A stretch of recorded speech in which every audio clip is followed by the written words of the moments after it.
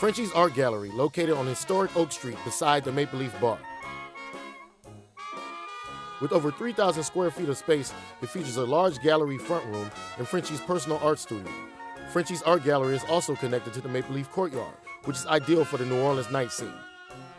Frenchie's Art Gallery, 8314 Oak Street. Yeah, you're right. North Shore Basketball Training Center is located at 70239 Highway 59 in Abita Springs. Here we offer developmental programs for all ages, focusing on structure, hard work, effort, and teamwork. North Shore Basketball Training Center also has year-round basketball teams, leagues, camps, training, speed and agility conditioning, and other programs to help enrich our students. North Shore Basketball Training Center, now with a new training facility at 3747 West Esplanade Avenue in Metairie. Located at 109 Wall Boulevard in Gretna, Uniforms by Logo Express provides school uniforms, medical wear, hospitality wear, safety and industrial wear, and so much more. We offer a number of locations on both sides of the river. 2 in Chantilly, 1 in Woodmere, and our main store located in Gretna. Uniforms by Logo Express. Your brand starts here. So here's the bottom line.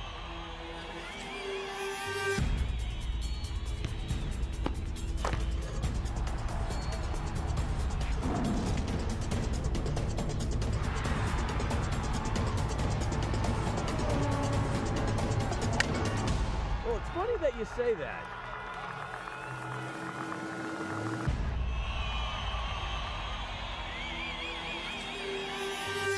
Let me tell you.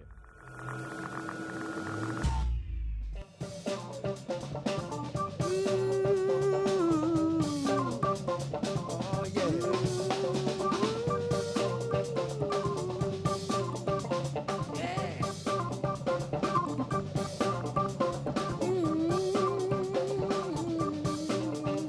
Oh, yeah. Good evening, New Orleans, and welcome to Primetime Sports, a very special edition of our show tonight. As you see, we have a different band tonight. You recognize the guy on the right. That is Mark Stone, the blues guitarist we've had on this show. He's been in New Orleans since 1993, and he has a band that he's been doing a project with that's been around a while. They're the New Soul Finders. Hey, Mark, I'm going to let you throw this, so tell people what you're about, because we're about to have a segment with you along with our sports guests later on the show, but let people know all about the New Soul Finders.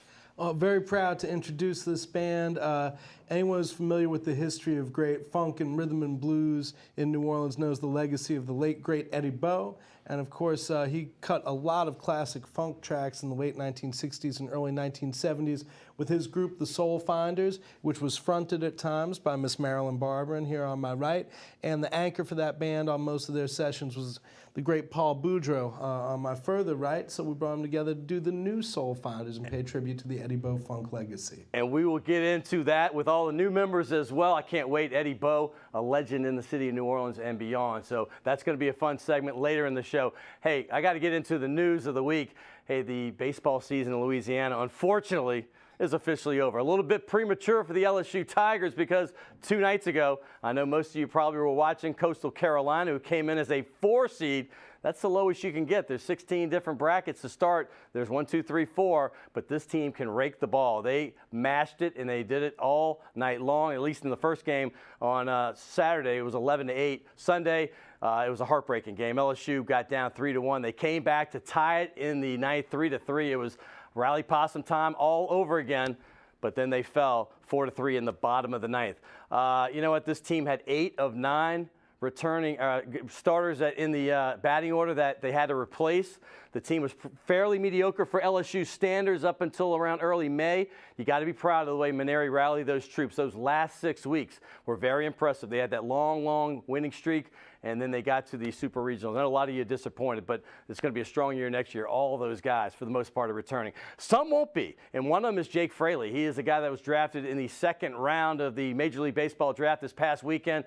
He is from Delaware. He's the only guy that came back all the other guys either went pro or graduated from last year's team. So he did. Tulane did very well this year. I talked about their great season under Coach David Pierce. That's Jake Rogers, who hit the home run that eliminated the Ole Miss Rebels. He was a third-round pick to the Astros. Fraley, by the way, is going to Tampa Bay. Hey, Stephen Alamez, this guy came into Tulane, highly regarded from the Northeast, and he did not disappoint. He was also a third-rounder of the Pittsburgh Pirates. And the guy who led the entire NCAA hitting the entire season until right at the very end, he finished second in batting average, and that's Jamison Fisher, who ended up being a fourth-round pick. And Jamison Fisher obviously led that great Southeastern team. Hey, 14 other guys from those 3 teams, 7 from LSU, and 7 from Southeastern and Tulane combined, were also drafted in the draft. Hey, as far as the draft goes, the big news here in New Orleans is that the NBA draft is next week, and the first-round pick that the Pelicans have is 6.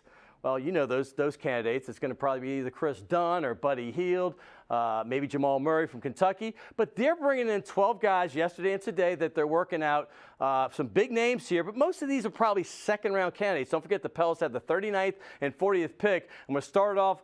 You see that you got a couple Kansas guys, a couple Indiana guys, a couple guys coming in from France, and a pretty nice list of players there. Let's start with the Kansas duo, Perry Ellis and Wayne Selden. It just seems like these guys have been playing for Kansas for 10 years. They're solid players. I can't wait to see, because I'm going to get over. I saw the draft workout yesterday, and I'm looking forward to see if they pick one of these guys. Perry Ellis, I thought, came on strong his last 2 seasons. Indiana, Yogi Ferrell, all-time leading scorer at Indiana. That's saying something. A little guard on the right there. And then the freshman, Troy Williams. This guy is an absolute beast. You're going to see him in a dunk right here between the legs. He is my sleeper of this draft. Big-time athleticism. And I think he's got a lot of potential. Hey, some bigger names that are here. Gary Payton, remember the glove? Well, his son, Gary Payton II, much better athleticism. I'm not going to say he's as close to the basketball player as Dad was, because very few were. But this guy is in town. He's going to be drafted by somebody, and it might be the New Orleans Pelicans. Also, Thomas Walkup. I love this guy. I saw him earlier when they played UNO. Who could forget that big, long tongue? They were the big Cinderellas in the NCAA tournament. They played so well, and this guy's going to get a chance. So that's going to be fun. Hey, we've had some big news here in the Crescent City. Not all good, some great. Now, I'm going to start with the good news. Danny Ferry is now going to be a special advisor for the New Orleans Pelicans, excuse me. He had just been with the Atlanta Hawks, previously with the Cleveland Cavaliers. Obviously, he was the second pick of the draft when he came out of Duke himself. 13-year NBA career, 10 with the Cavs, 3 with the Spurs. He's been with that Spurs coaching tree as well. He was in their front office between the time in Cleveland and the time in Atlanta. The guy is one of the reasons, if not the main reason, the Atlanta Hawks are now a perennial playoff contender, and I think he can do some great things with Dell Demps here in New Orleans. Some other good news, Roman Harper, the leader of that Saints defense. I actually was working for the sports agency that had Roman Harper. What a fantastic guy. 8 years with New Orleans, Super Bowl champ, 2-time Pro Bowler. And he went to Carolina the last 2 years. The guy does nothing but win. Obviously, Carolina went to the Super Bowl last season, 2-time playoffs with them, and he had a lot of success here in New Orleans. The bad news, Hau'oli Kikaha, who was designated to be the second-year guy who led the nation in sacks at Washington. Well, he was going to be the designated sack meister for the Saints this year, opposite Cam Jordan.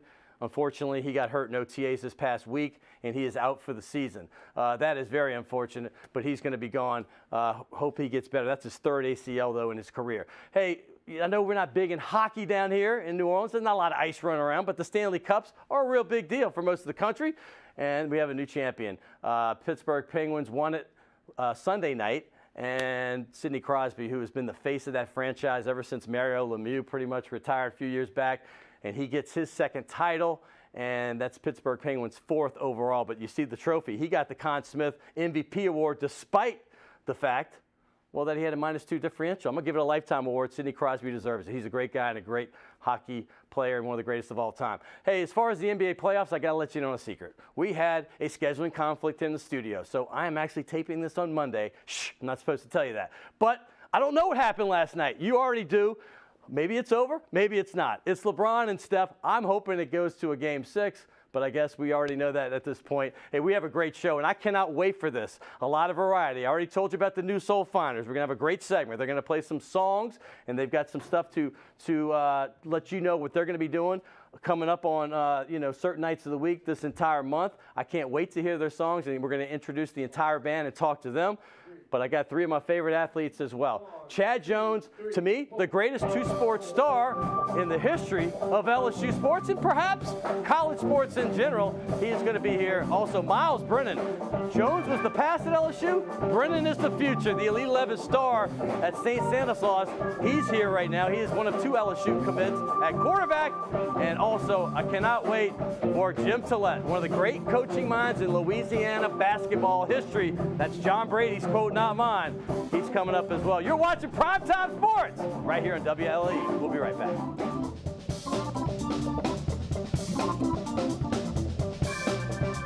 Oh, yeah. All right.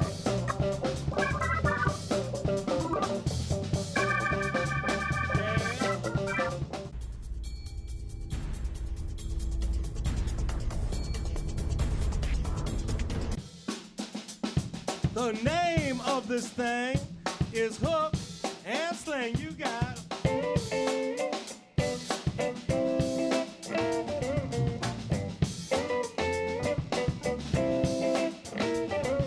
hook it.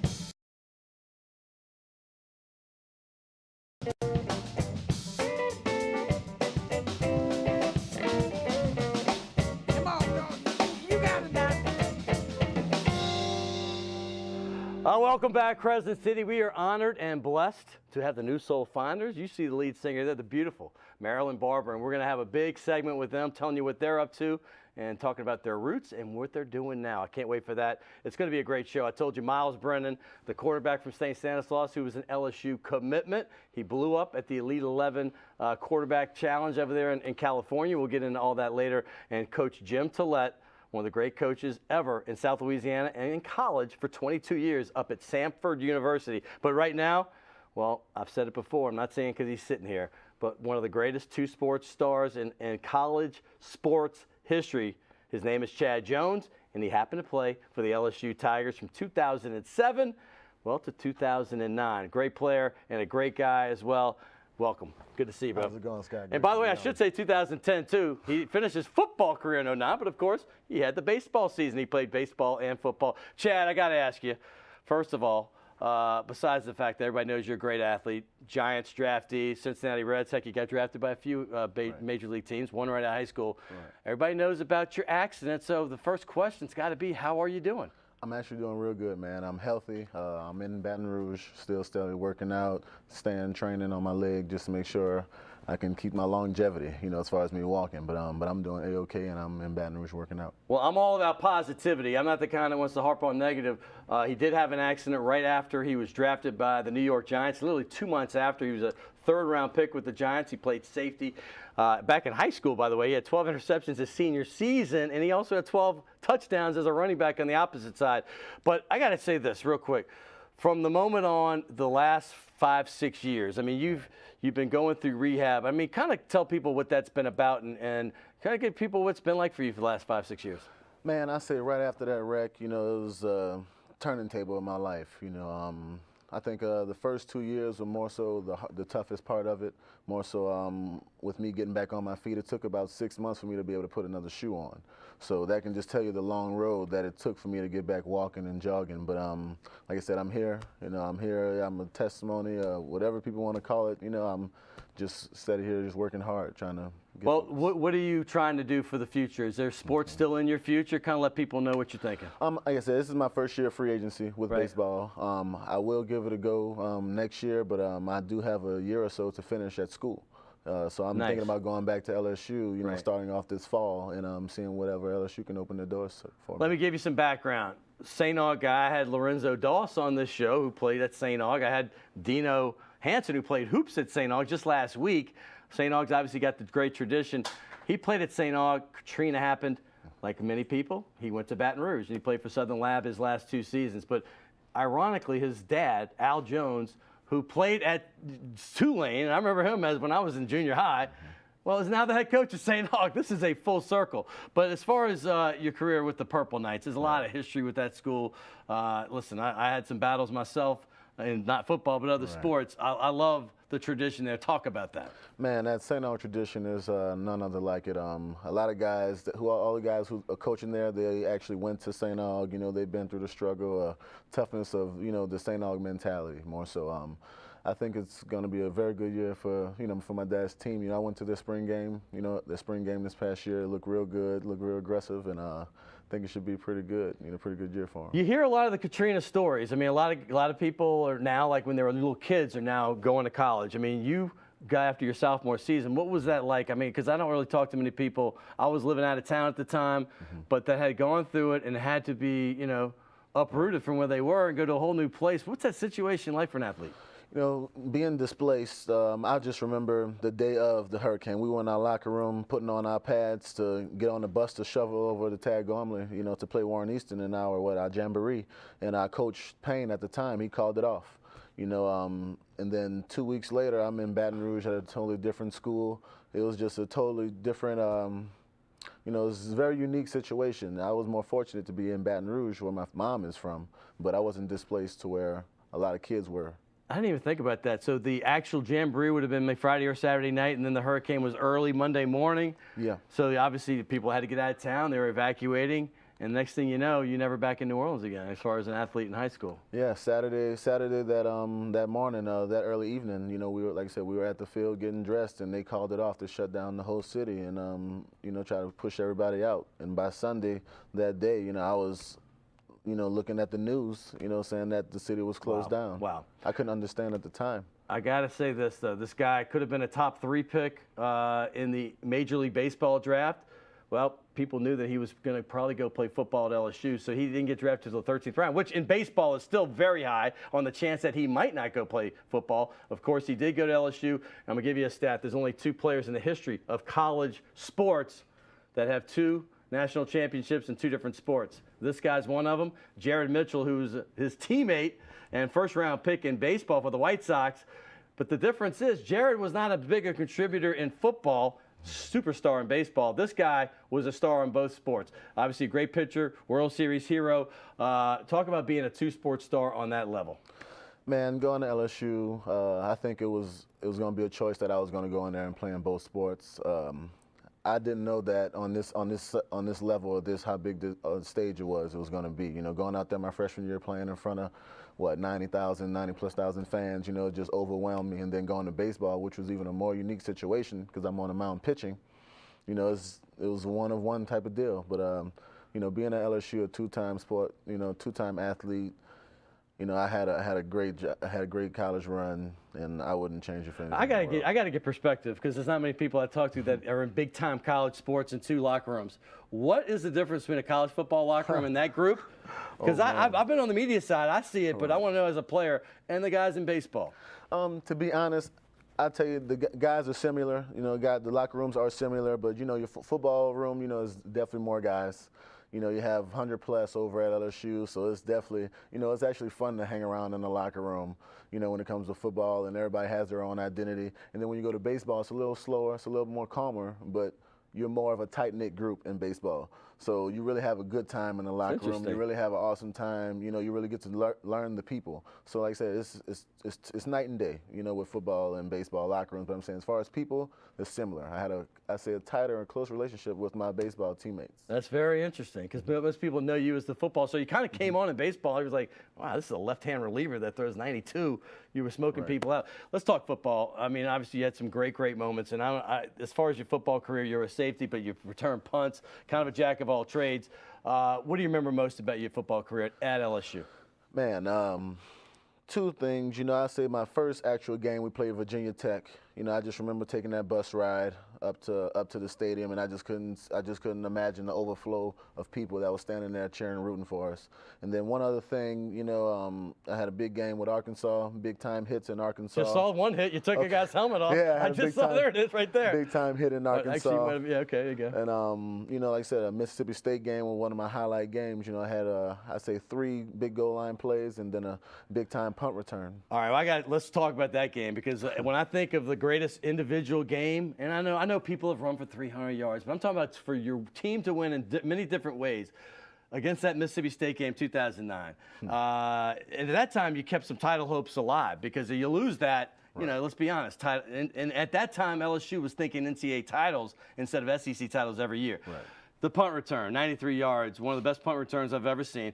The biggest thing ever, the goal line stand. Mississippi State had the ball on the 1-inch line. First down at the end of the game, game over. There you are. You made 3 of the 4 stops.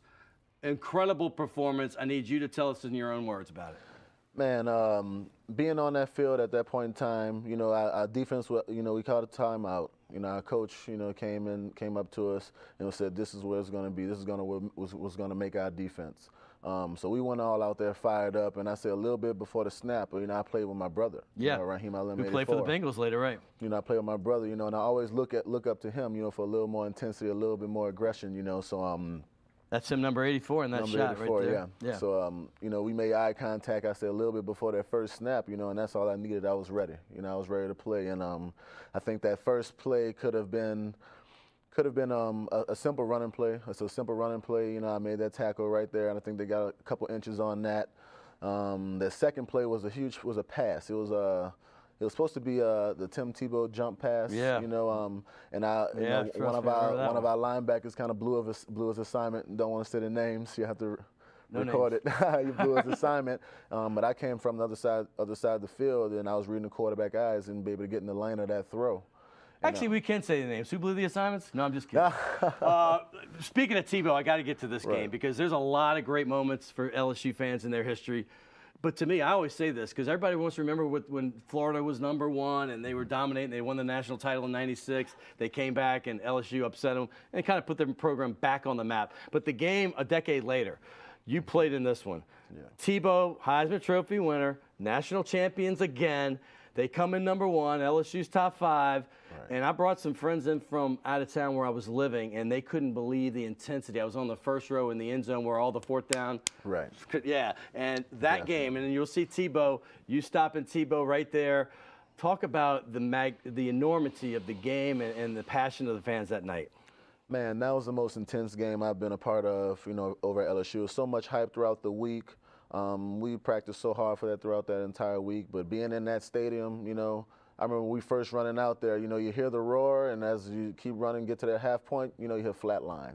You hear flatline, you know, everybody was into the game. Well, for reference, people remember the Tim Tebow, that's the cell phone game. People had gotten his phone number before, and they were calling, you know, LSU fans, we're real classy. They were calling him nonstop, so he scored first, and he runs after gets the touchdown to midfield, and he stands by himself, looks to the crowd, and then he does the cell phone like he's pretending he's on the phone. What were y'all thinking during that moment? Oh man, you know, as a team, you know, as a teammate, we definitely saw it from afar, and we, you know, we were all big-eyed from that. But I tell you, it really got to our fans, you know, right to our student section. Oh yes. You know, because I remember, you know, when we were out there for defense, you know, they were wanting us to get a real rowdy, you know, for Tim Tebow. But yeah. There you are. You're getting fans going. Definitely. Hey, I got to talk about the Giants. I mean, you were a 3rd-round pick.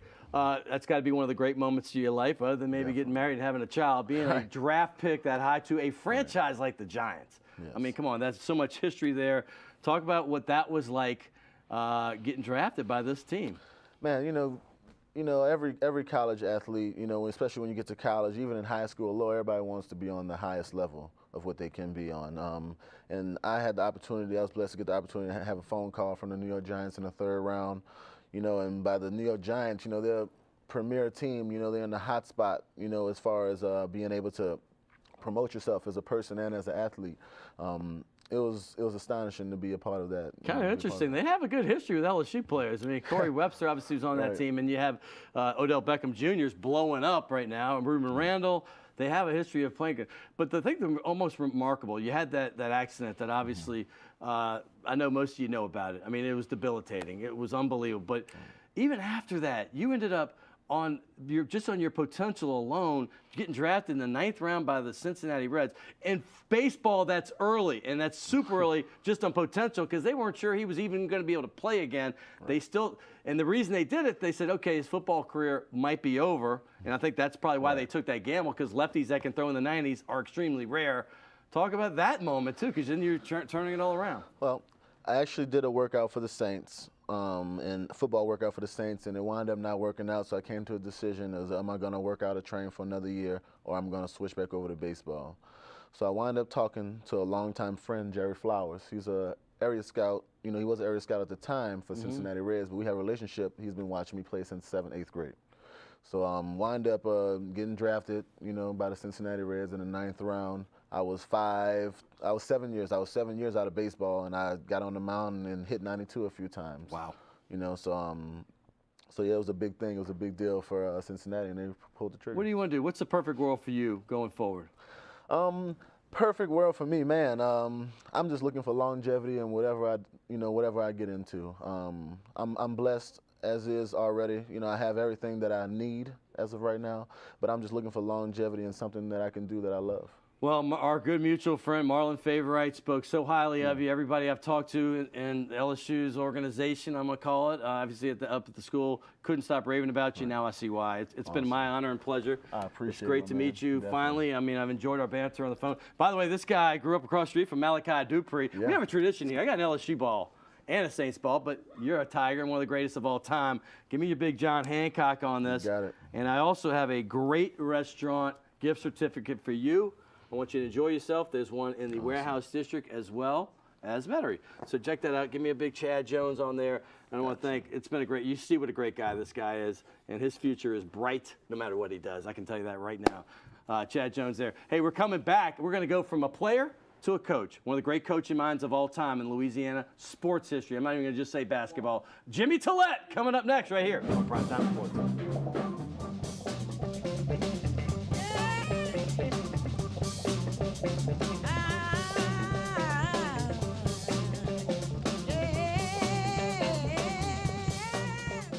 The mark of Legacy Kitchen is simple. We offer numerous dishes like chicken enchilada soup, prime filet and loaded baked potato, baby back ribs, and so much more. At Legacy Kitchen, we serve American fare, crafted cocktails, and we offer a great selection of wines by the glass. Metairie at Vetz and Martin Berman, and in the Warehouse District at Chapatulas and Girard.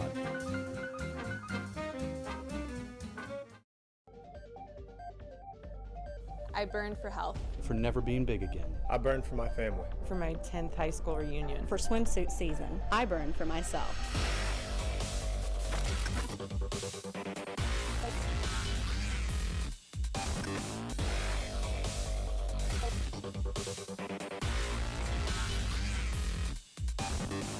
Orange Theory Fitness. Keep burning. Crescent City Steakhouse, a true neighborhood restaurant operated by the Vojkovic family since 1934, is the oldest steakhouse in the city of New Orleans. Serving only hand-cut, prime-aged, corn-fed beef for over 80 years, Crescent City Steakhouse has become a dining destination for both die-hard locals and adventurous travelers who seek traditional, timeless New Orleans cuisine. Crescent City Steakhouse, 1001 North Broad, on the corner of St. Philip, in the heart of New Orleans.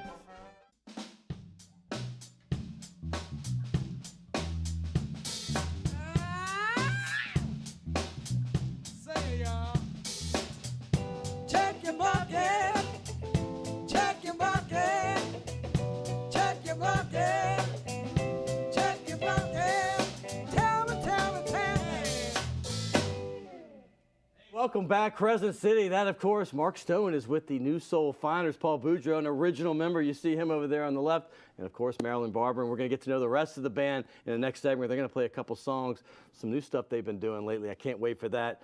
But right now, I've got one of the great basketball minds in Louisiana. And I'm going to say Alabama basketball history, too, because he coached at Samford University for 22 years. It's a coaching tree that I'm very familiar with. Before him, after him, guys like John Brady goes on, Richard Williams. I mean, we could go. We're going to get into this in a second, but his name is Jim Tillett, state champion at De La Salle back in 1986. Some say that's one of the greatest teams in Louisiana basketball history. They were 40-1. They had the #1 guard in the country that year, Dwayne Bryant. But he went to Samford. He was at Mississippi State. He coached with Perry Clark at Tulane for a bit. Then he went on to Samford, and back here he's now Newman, the Greenies head basketball coach, and he's going into his 4th season. I love having different walks of sporting life. You know, we have a lot of Hall of Famers on this show. We've had Ricky Jackson, Willie Roaf, It goes on, Deuce McAllister, NBA players and all that, but I love the prep and college levels as well, and that's why we have two from the prep. One is a coach, and Miles Brennan, the LSU quarterback commit, who's still in high school right now, will be next. But Jim Tillett, it's an honor for me to have you here. Honored to be here. Thank you very much. I knew you when I was 10, 11, 12. I used to watch my brothers play pickup with you, with Joey Favalora, and then they started letting me in the games when I was 13 on Sunday nights over at UNO. And I got to know you. You're a heck of a ball player. Obviously, two-sport star himself at Tulane University. Talk about where it all began. Well, it began in high school playing 3 sports, and then I was lucky enough to go to Tulane. Played basketball and baseball over there. You know. Were you in that Fitz era? I mean, I was on the freshman team when Fitz was a senior, and I was sitting behind the bench when Fitz got in a fight with Pete Maravich. That's the legendary fight. So is this for real? Because, okay, by the way, Coach Fitz it's Billy Fitzgerald, who was Newman's coach for years and years, a legend, played at Tulane. And Pistol Pete obviously was averaging 44. I think the famous quote from Fitzgerald saying, hey, I held him like 60-something points. But was the fight real? Because I've heard different accounts of this. The fight was real. They were winning the game, and Billy was physical in his play, and Maravich took exception to that, pushed Billy, got a technical foul. So that gave impetus to us. We were able to cut the lead and beat them in overtime. For everybody under 55, he went to St. Aloysius, which combined with another school called Coriezu, and now it's Brother Martin for those at the big Catholic League power. You're a lifelonger here. I mean, you're basically, that's Catholic League back in the day. Was that still that called? Was Catholic League. And then you went on to Tulane. You coached at Jesuit for 8 years. You coached at De La Salle for 7. Great success there and other places and all the other stuff. Talk about this run you've had and all the places you've been. Well, played in the Catholic League, and then it was a tremendous challenge and an honor to be able to coach in that. Very, very challenging, you know. And then my goals were to get into college. Lucky enough, Richard Williams hired me at Mississippi State, and circumstances were that, you know, I wasn't sure what was going to happen. I wanted coming back to Tulane with Perry Clark, and then when John Brady got the head coaching job at Samford, he and I were assistants together at Mississippi State. Then he offered me a job there, so I went with John, was his assistant coach for some 6 years, and then lucky enough to be promoted as the head coach when he left for LSU. Yeah, and in fact, I thought you might be following with him to LSU. Obviously, the lure of being a head coach is obviously great. It's particularly D1 school like Samford, but your relationship with John, one of my favorite guys, by the way. He was on the show 3 weeks in a row during the NCAA tournament. He was our correspondent. A lively character. Lively. And I mean that in the most positive way. Yeah. John's an interesting guy. He really has a lot of charisma. Oh, yeah. John has a great time. He and I got to be great friends. After games, we would always go, after our games at Mississippi State, spend time together. We'd spend time together on the road, you know. So, yeah, John's a very interesting person to be around for sure. He loves you. In fact, I talked to him this morning. He's in Canada right now. Hey, at Samford, you were a head coach there for 15 of those 22 years. Mm-hmm. Talk about that run. I remember seeing you guys in the NCAA tournament. You know, as an assistant coach, John gave me some freedom in being the offensive coach there. John, this is not to damn with faint praise at all, but I think John's strength was on the defensive side of the ball, and he felt more comfortable doing that. So we sort of divided responsibilities there. When I became the head coach, I thought, you know, one of the things we needed to do was get away from the grind of the motion offense, right. And we went to the glide of the Princeton offense, and that was we were able to parlay that into back-to-back NCAA appearances. And you did a lot of that at De La Salle on that 41 team. We ran mostly motion. But you, I remember when you played yourself. The one thing I remember at guarding you, I mean, when I was a kid, and you had to get the ball out of the hoop and get down the court. You'd always get to that elbow as fast as anything. So you're waiting for you guys. Did you coach that way as well? Well, I coached that way at De La Salle when I had the players that I had. Right. Dwayne Bryan and Dennis Tracy, who played at LSU. Right. Kurt Hankton, who played at Auburn.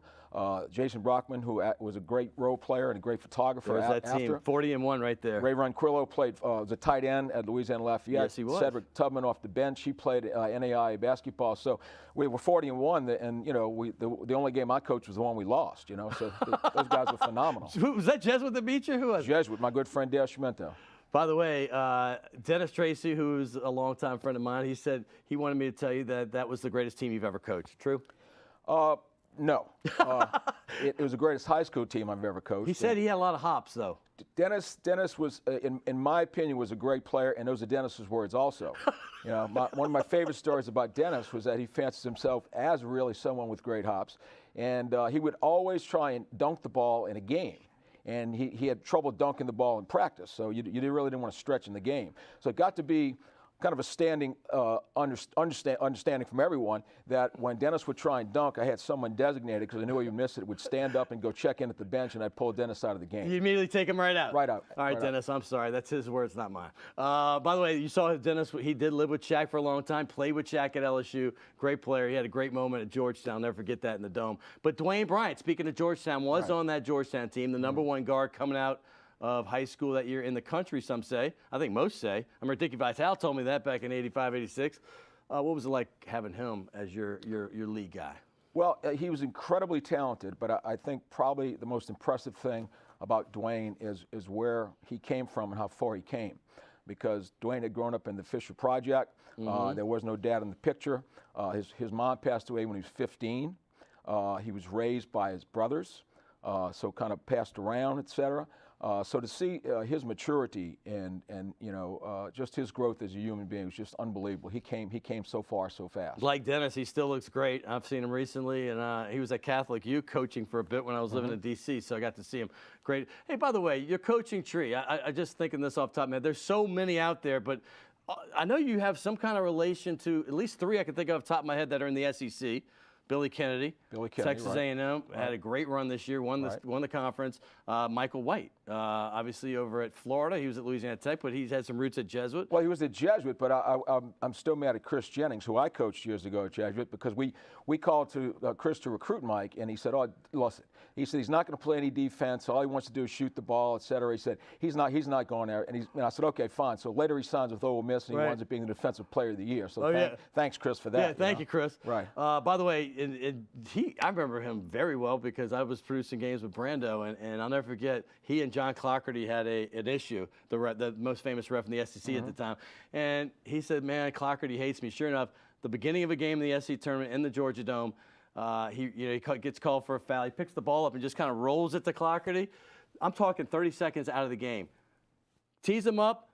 Michael White says something to him, and he goes, you're out of here. And this is the beginning of an SEC tournament. He was done. Well, Mike, spirited as a player, still spirited as a coach. He'll do a great job at Florida. We had Avery Johnson was, obviously played at St. Aug. I had Chad Jones on earlier. What's your relation there?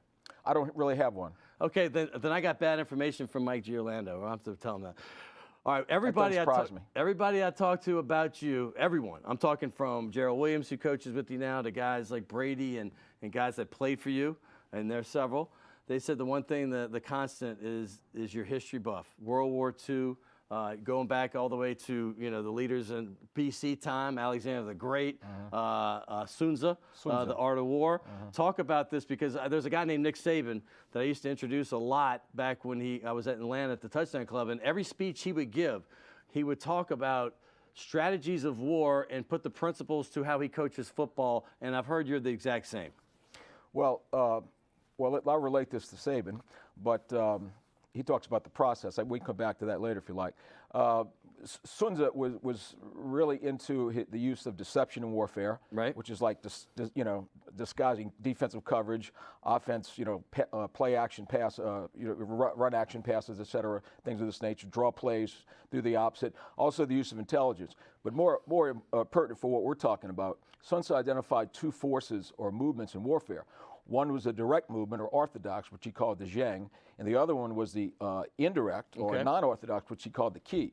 So when LSU plays Alabama, and Fournette goes left and right off tackle, that's way too much zheng and not enough qi. So that's why that young man sitting over there is going to go to LSU and introduce some more qi to their offense. Some qi? Some say qi. Is it qi? It's qi. Okay. Hey, by the way, Alexander the Great, Napoleon Bonaparte, these are other leaders. How do you put the principles when you're talking to them in the locker room? Because I've heard you do it there too. Well, it's a cultivated study. Right. I use Aristotle a lot. Aristotle was Alexander's tutor. Some of the things he talked about was,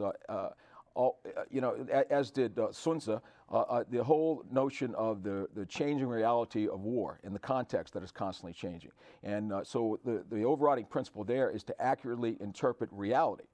And while you're able to do that, then you're able to then find the most appropriate action, which Aristotle identified as phronesis, which it's not. Some people think of it as the median, but it's not. It's the mean, which is hitting the sweet spot. The median's the middle. Right. So obviously Alexander was able to get into a situation on a battlefield, what Napoleon later called coup d'oeil, the ability to immediately intuit the right action, what Malcolm Gladwell would call blink.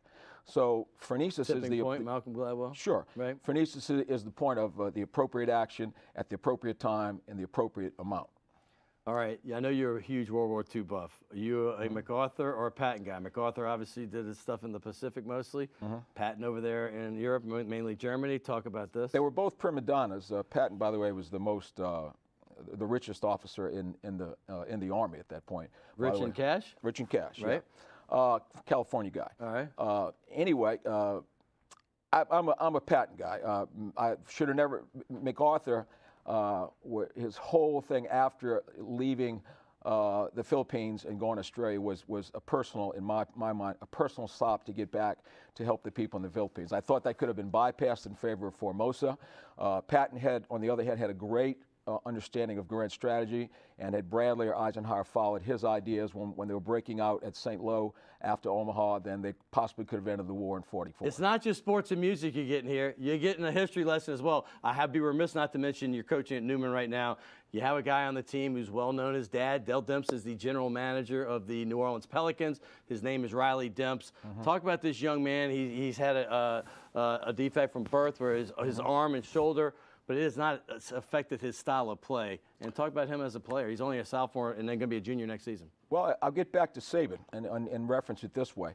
Saban talks about don't pay attention to the results. It's the process which drives the results, but always it's the character which drives the process. So Riley, and from his family, and who he is, it's what he's been able to achieve and what he continually works at, it's because of his character, his high character, deep embrace of character.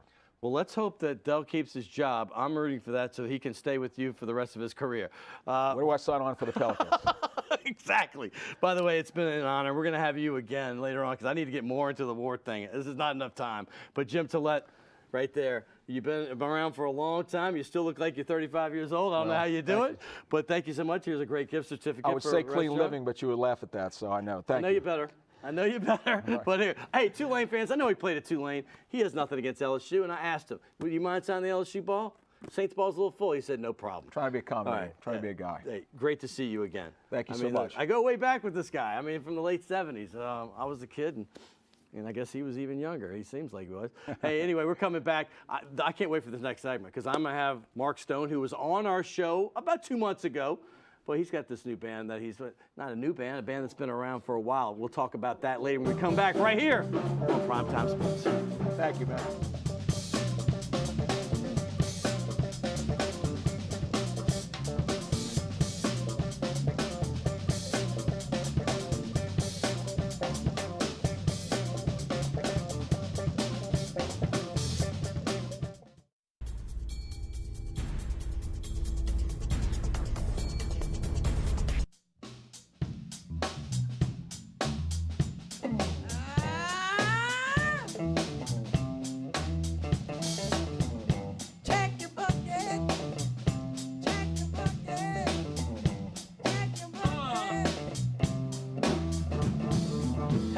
Imagine having the funkiest bits of your record collection come together, come to life, and then through a party. That's what they got right there, the New Soul Finders. I cannot wait. This is going to be a treat of a segment for you. Some great musicians from the city of New Orleans together, some people that have been playing together, and some new ones. Mark Stone's going to introduce that, but I have to tell you, right now, you know, doctors are in residency. Well, they're in residency this month on Wednesdays at 940 Mags. This is every Wednesday. You can go there and check out some great music. And I'm going to tell you right, it's at Elysian Fields in Rampart. If you know where Gene's Po' Boy is, the big pink palace right there, that's right there, 1 block from St. Claude. I'm going to throw it to Mark right now. He's going to introduce some of the members that have been there for a while. We've already talked about Paul and Marilyn, and then the rest of the band. Take it away, Mark. Thank you, Scott. Thanks for having us. Yeah, I got the idea to put this together few months ago when we did our Louisiana Blues Throwdown show over Jazz Fest, and I just run into Marilyn for the first time in a number of years. She was singing with Walter Wolfman Washington, and I've been doing some work with Paul, and I knew they were on a lot of my favorite Eddie Bo funk cuts. So we decided to put this band together, and I'm a later alumnus of the Eddie Bo band, not the original Soul Finders.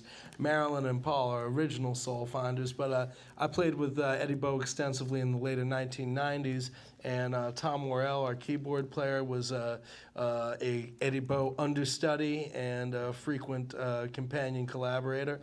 And we needed an exquisitely good drummer to play all the amazing parts that James Black and Bobby Williams and Peanut put on those great records. So we have the wonderful Mr. Eric Bolivar on drums. I've heard great things from Eric Bolivar. Hey, why don't you play us a few tunes? We're ready for you, bud. All right, you want a few tunes? Well, here's the song. This is really what inspired this project. In 1970, Marilyn here recorded as the leader of the Soul Finders, one of the all-time classic New Orleans funk 45s. It's called Reborn, and since the Soul Finders are being reborn with this project, it's kind of our signature tune. So we're gonna put Marilyn to work here as soon as I can clear this cable from the lavalier mic, which... Hey, let everybody know who else in the band. I may have missed it, but we got the keyboard and everybody else. Tom Worrell, yeah. Eric Bolivar, Paul Boudreau, and Marilyn Barber. Let's do it. There's your note, babe. 1, 2, 3, 4. Bum, bum, bum, bum, bum. Bum, bum, bum, bum, bum. Bum, bum, bum, bum, bum. Bum, bum, bum, bum, bum. Never had a reason to feel like I feel until you came along. You made me know my love was real. I've been used and used to. I've been stepped on and abused. I was about to turn my back on that. You came and taught my view. I've been reborn again. I've been reborn again. Now time.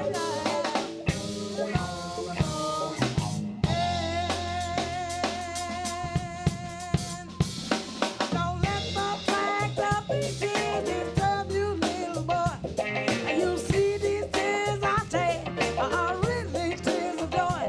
And you brought me to the mountaintop where I can see things clear.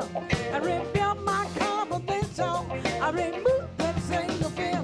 I've been reborn again. I've been reborn again. Lifetime life.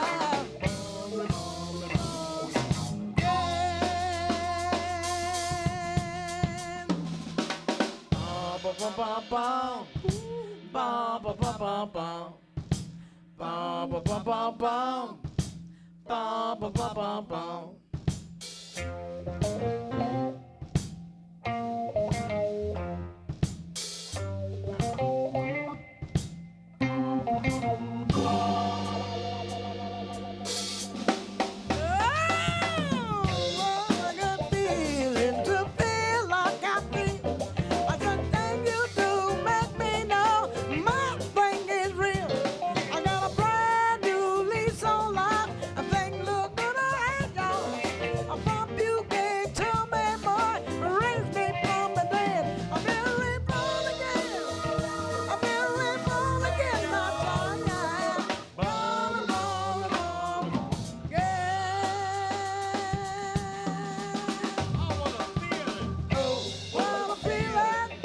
Such a good, good feeling.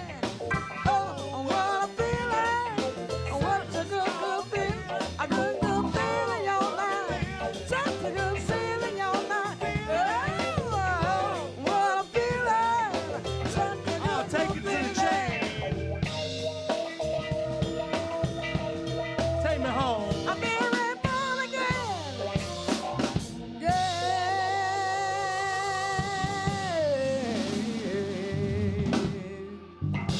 Give us one more, Mark. What else you got for us? You got one more we can jam to before we get on with it?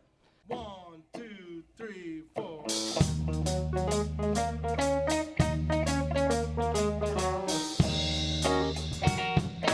I've got a whole lot of reasons for loving you, baby, baby, baby, baby, baby. I got a whole lot of reasons for loving you, baby, baby, baby. I don't need no one to tell me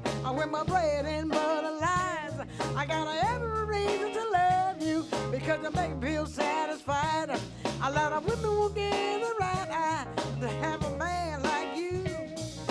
Kind of so to lean on whenever I'm feeling blue. Let me tell you now, I got a whole lot of reasons for loving you, baby, baby, baby, baby, baby. I got a whole lot of reasons for loving you, baby, baby, baby.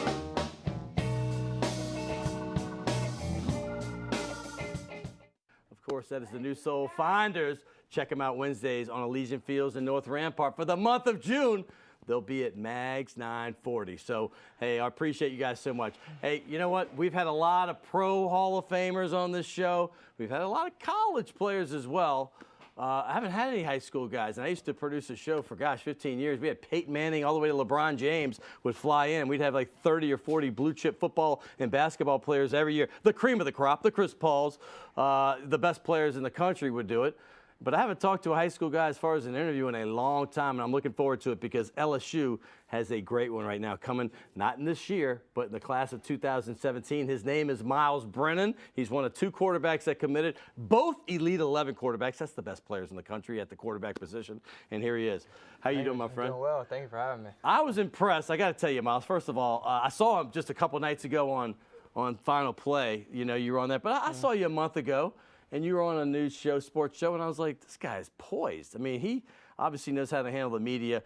First of all, I know your father played at Tulane, Owen Brennan. Where do you get that poise from? You know, it kind of just runs in the family. You know, my dad, who obviously played at Tulane, my mom, obviously, as well, played at Tulane. You know, that's how they met. And, you know, my brother, who played quarterback at Ole Miss, and, you know, having a middle brother who played football throughout high school, you know, kind of the media is... Does anybody not play sports in this family? No, everybody just plays sports in my family. What'd your mom play at Tulane? She played volleyball and basketball. Wow, yes. okay. So that know, didn't hurt with the height. It did not, no. Right. And so, you know, it's just, you know, a great, well-rounded family, and competition is big in the household. Let's give Mom a shout-out. What was her maiden name at Tulane? Her maiden name was Megan Riley Cecilia, and, you know, she's... you know, probably the best mom. You know, I'll give her the best mom award. Nice, you know, nice. I love her. You know, always supporting me. You know, whether it's with life or, you know, football, and she's always there, and, you know, always guiding the path for me. Dude, his brownie points are so high right now when he gets home. He's solid. Hey, as far as LSU, you were a guy that was recruited by a lot of people. I mean, a lot of people wanted you. I know Ole Miss wanted you. I know you were up at places like Cincinnati, Oklahoma State, places that are known for throwing the football. Now you're at LSU. What did it take for you to go to LSU, and when did you decide? You know, I went on an Oklahoma State visit April 1st. My family and I drove up there. You know, didn't have an offer in hand. I was just, you know, interested in the school, wanted to go see what it was about. We went up there, and, you know, great visit, great tour. Came back home, and a week later, a quarterback they had already offered committed. Right. And so, you know, that kind of... Was that Narcisse? No, it was not Narcisse. It was a kid actually from, I'm pretty sure, Georgia. You know, like 6'7" type kid. Okay. And so he committed to Oklahoma State. And Oklahoma State. Yeah, Oklahoma State. Yes, okay, my bad. And so, you know, I called the coach up there, and he was like, look, like, we're only taking one quarterback. That's it. Like, we're sorry. So, you know, it was a little disappointing. You know, got my hopes up on that trip. But LSU hadn't given you an official offer at the moment, right? No, they had really, I really wasn't getting recruited hard by LSU until maybe a week or so after that. And it all happened in a week's time. I know Thursday I was in the middle of a class, and Coach Cameron right there. Cameron, you're going to be getting to know him very well, LSU's offensive coordinator. Yes, sir. So actually I was in class, and he shoots me a message and says, hey, man, can you give me a call? I'm coming to see you. So, you know, I gave him a call. He came down on a Thursday. I still remember it. He filmed a little workout we did. Went back Friday, showed Coach Miles, called me Friday night, asked if I could come up Saturday for, you know, just to hang out, get to talk to Coach Miles. And, you know, we went to Coach Miles' office and sat down and talked to him, and, you know, a great 2-hour conversation. By the way, there's Mom. There you go. There's Mom. And Dad. There's where I get all the athleticism from. It's right there on Mom on the left. So can't leave out Dad, but, you know, Mom's definitely the one where it comes from. I love that. And so, you know, Coach Miles proceeded, you know, made the offer, and totally unexpected. I just knew that it felt like home, you know, one big family. And as we were leaving Coach Miles' office, you know, I just turned and shake his hand. I was like, Coach, you know, I want to go ahead and commit before I leave. leave, and it was just a real special moment. So you got the offer while you were there? I got the offer How and then great committed is that? on the spot. And by the way, I talked to him before he came. There's LSU fans, there's no need to worry. This guy is going to be in the fold. I know there's been a lot of speculation because, obviously he blew up the Elite 11. Let's go there. For those of you who don't know, in high school, back in the 90s, I was actually a part of this Elite 11. I actually got to film it back then when there really was only 11 quarterbacks. They do it in California. They bring the top 11 quarterbacks from across the country, and they bring them in. Miles, I don't know if you're in this picture because now they have 24 quarterbacks. Are you in this? Because I was trying I'm to not find. in this picture. This yeah, picture was there was the 18. the previous picture okay, from that's last the one, year. That's the one from the year before. Yeah. Now that's 18. They have 24 this year, and he got voted and awarded best feet. And that's a big deal if you're a quarterback. Ask Dan Marino. If you have the feet, that's where it all starts. The arm comes later. But talk about this experience. And not only did he get that, and now he's going on to the next group. He's going to the Nike place in Beaverton, Oregon. That's going to be early July, where they take the top half of this group. Yep. And so you finish there. So talk about the entire experience. It was a great experience, life-changing moment. I got there, and actually they start with the regional camps. They go to the big cities around the country and kind of, pick the best quarterbacks to bring to Los Angeles. And I went to the regionals camp and actually didn't get invited on the spot. So, it was maybe 2 weeks after that where the head coach of the Elite 11 actually called me and invited me. Wow. So, I flew out to Los Angeles with the family. Trent Dilfer runs a lot of this out there, doesn't he still? He does, yeah. Trent Dilfer is kind of the main man out there. Right. And, great guy himself. And so we get out to Los Angeles, and, 3 days of just complete brutal, mentally, physically, emotionally. It was just, they were really trying to see how well you can endure. Well, you run up that sand hill. It looks like it's straight up. Really how do you do that? It really just, halfway through the hill, I felt like I was running, but I wasn't going anywhere. It's like quicksand. Yeah, it really is.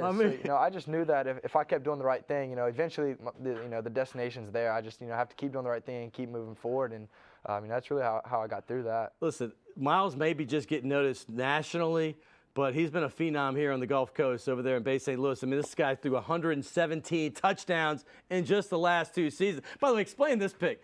Go back to that last one, because these two little guys to the left and right, you're looking sad. What happened here? Okay, well, this was after we lost state the second year. No wonder you look sad. All right. And, those, obviously you see one is injured, one's, an underclassman. They really, I take football, personally. It's something, it's a game I love. And so, obviously I hate losing. So, when times like that come around. By the way, LSU fans, we love hearing this. Yeah, so, when times like that come around and it's the 15th week.